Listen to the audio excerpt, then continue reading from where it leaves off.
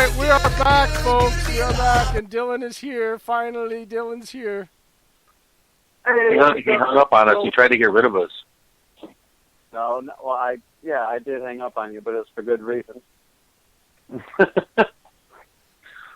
What's up, brother? Are you sure it wasn't just me singing in the background that annoyed you? I almost hung up too, Dillon. I'm not going to lie. If that sounds with you singing, then I feel bad for everyone that stays around you on an everyday basis. Keep your day job, Jay. I actually was a part of the Wisconsin Sing Choir, and I was in show choir. I have a hell of a voice when I want to sing. I'm just picturing a whole bunch of cheese and tubas. I had solos. I had solos in the singing choir, my friend. Wow, that's pretty prestigious. I'm a multi-talented individual, okay? Being an asshole is the top of my list. How many times did you get your lunch money stolen? I never did, but I was shoved in lockers daily in high school. Now I feel bad. I actually didn't mind it because I knew how to get out of them, so sometimes it was just an excuse not to go to class. All right, Dillon, what do you got for us for Fantasy Files, brother? What, you guys don't want to talk more about locker room, like, therapy, or what? No, see, just because you're so small because you can fit into a locker doesn't mean you call it a locker room. A locker room I grew up in was football. You guys don't want to talk about Khabib versus Dustin Poirier? Oh, good Lord. Here we go. Hit me, Jay. What about it? Is Khabib your favorite fighter? Is who? Khabib. Khabib is like, okay, let's put it like this. My two favorite fighters, actually my three fighters that I loved the most were Randy Couture, the Iceman Chuck Liddell, and the Spider, man. The Spider. That era of MMA was amazing. What about the Huntington Beach Bad Boy? Dude, look. Yeah, if he would ever got in the ring with the Spider, Anderson Silva, he would got butt whooped. And he went back. He was he was a good fighter like his first 3 years, and then he became kind of a sideshow. And yeah, he won some fights. And I know he was injured. He had some back problems and stuff. But Tito Ortiz really only had about a 3-year good career. Those other guys dude, Anderson Silva dominated the middleweight division for, I don't know, like 5 years straight, if not more. I watched him take fighters and just make jelly out of them. Now, getting back to Khabib, he, outside of the ring, I don't know if I really buy into his character. But watching him fight, the dude wrestled a bear. Like, there's footage of him wrestling a bear. I've been in there playing with bears so did Putin, before. And he rode him. And Khabib is an animal. I respect the way he is in-cage demeanor is, because I used to shave my head and grow my beard out and I was an animal. Like, I was not human, and that's how I watch Khabib. He is not human. He becomes like this ravenous mix between a Wolverine and a bear and just wants to tear his opponent apart.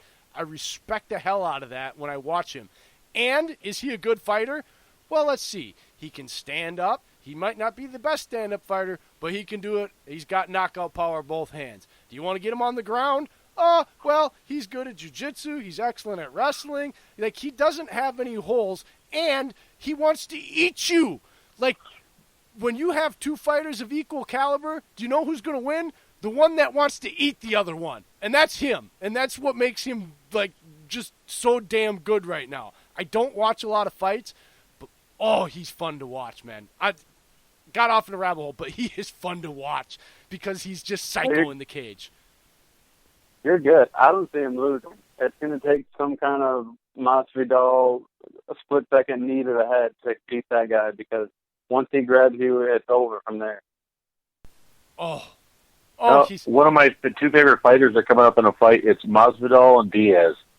Cannot wait for that. Diaz? I will tell you this much. Do you know what I respect about Diaz? I think they're... Which Diaz? This is Nate. Both of the Diazes.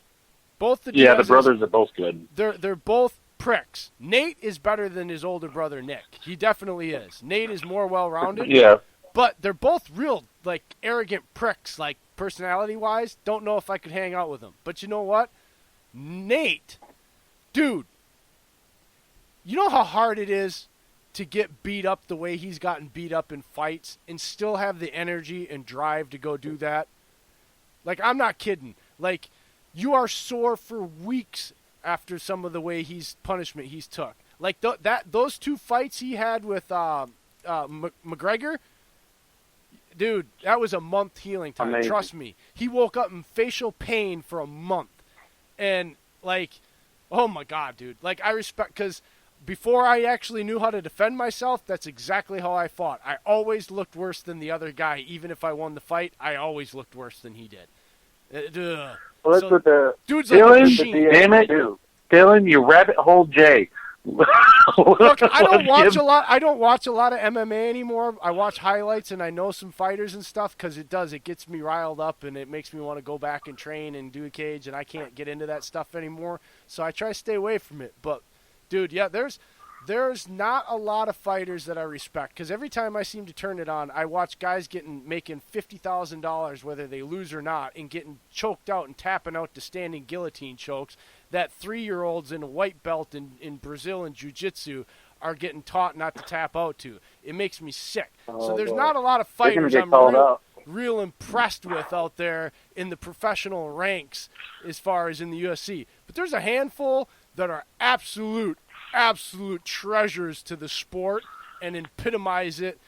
Whether they're the best well-rounded fighters or not, they epitomize what it means and what it takes to be successful inside that cage, in my opinion. And it takes a lot of crazy, a lot of tough, and the willingness to take as much abuse as you'll put out. If you're not willing to do that, it's a very short ride to the top, and those guys are the ones that get to the top, win the belt, and then they disappear.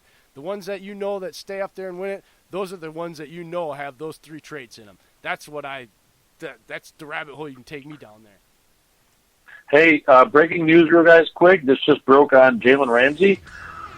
So apparently there's only 2 offers on the table that have really worked out for the Jaguars. There's one NFC team and there's one AFC team. The NFC team has offered a first-round pick in 2020 and a fifth-round pick in 2021, while the AFC team has offered a first-round pick in 2020 and an unnamed player. So looks like it's just down to 2 teams now, guys. Yeah. A lot of people keep pointing to the Chiefs, but I don't see it because they don't have a first-round pick because they traded for Clark. I saw one guy in particular say that he knew the NFC team was the Eagles and the AFC team was the Ravens. So if he calls it, he calls it. But I don't know.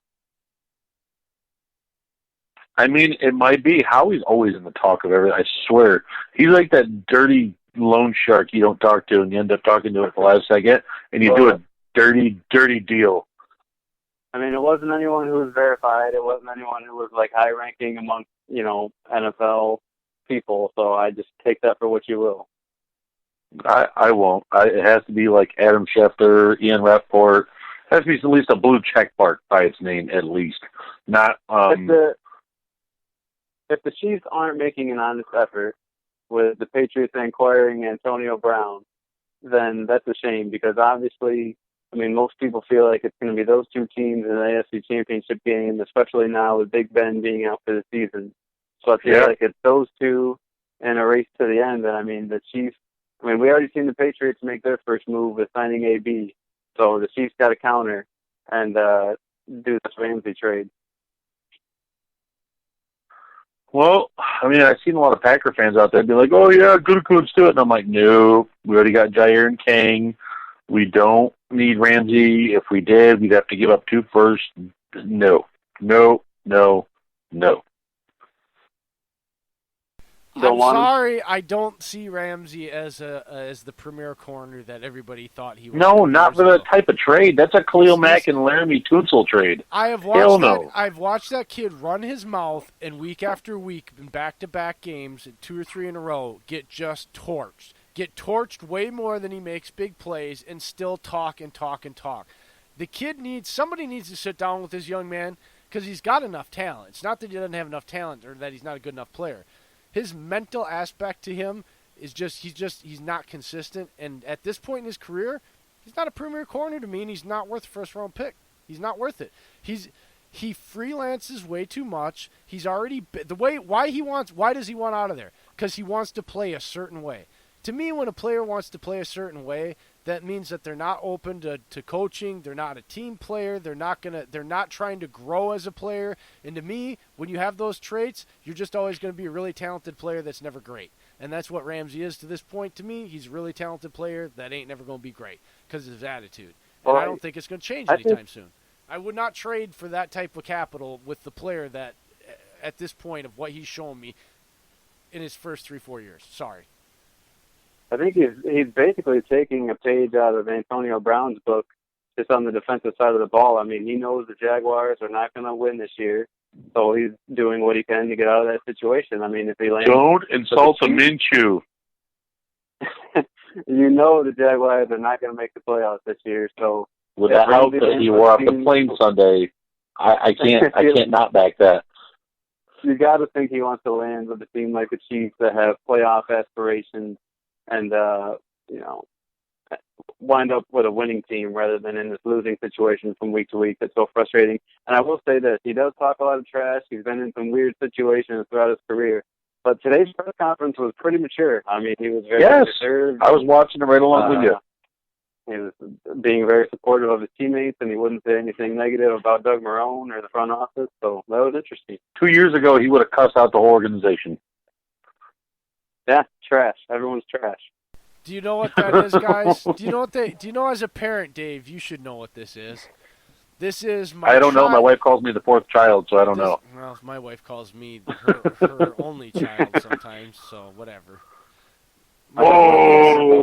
Burn. My point is that it's just like when your kid tells you off, right, and yells at you and da-da-da, and you're a terrible dad, I hate you.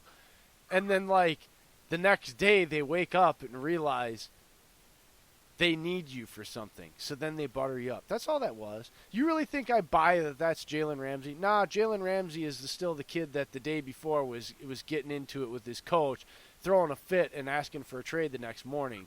Not the kid that was up doing the quote-unquote impressive adult professional stuff. He just wants something, so now he's trying to be nice. If he was so mature, he wouldn't have gotten to that. He wouldn't have, even if he got into that on the sidelines, because there is emotions during a game. I understand that. I'm not going to down him for that. It's the continuation of those set emotions once you've had plenty of time to calm down and still throwing a temper tantrum, doing what he did. So was he supportive and thinking of his teammates when he was throwing a temper tantrum for a day and a half after that game and asking for a trade and saying he wants out because he doesn't feel the team's going to win? Yeah, he's being real supportive and real caring to his teammates. That press conference, guys, was nothing but a bunch of hooey for somebody that's trying to play nice and look nice so